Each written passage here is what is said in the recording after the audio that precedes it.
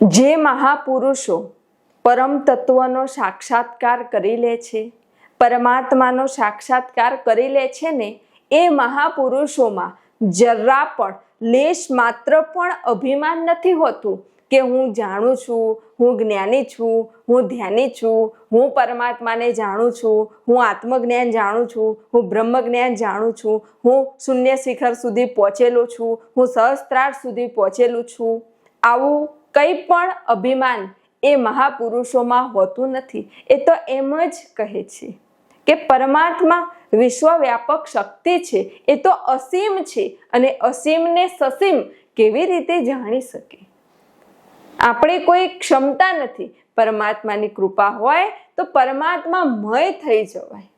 પરમાત્મા કોઈ નાની એવી વસ્તુ નથી, નાનો એવો પદાર્થ નથી કે તમે એને જાણી લો. પરમાત્મા વિશાળ છે, અલખ છે, નિરંજન છે, નિરાકાર છે. તેને જાણવા માટે ત્યાં સુધી આ મન, બુદ્ધિ, ચિત્ત, ઇન્દ્રિયો કશું પહોંચી શકતું નથી. હા, પરમાત્માની કૃપાથી આત્મતત્વ, પરમ તત્વ સાથે એકાકાર જ્યારે થઈ જાય ને, ત્યારે તમને આ પરમ તત્વનું જ્ઞાન પ્રાપ્ત થઈ જાય છે, આ અનુભૂતિ પ્રાપ્ત થઈ જાય છે. અને આવા જે મહાપુરુષો હોય એ એકદમ નિર્મળ હોય છે, નિખાલસ હોય છે, એકદમ નાના બાળક જેવા હોય છે.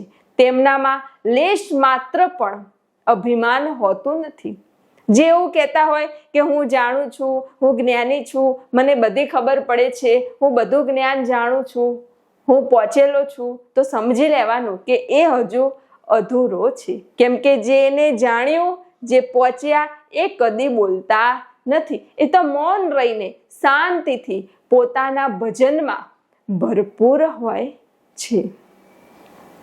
તો આ પરમ તત્વ, પરબ્રહ્મ, પરમાત્માનો મહિમા તો અપરંપાર છે.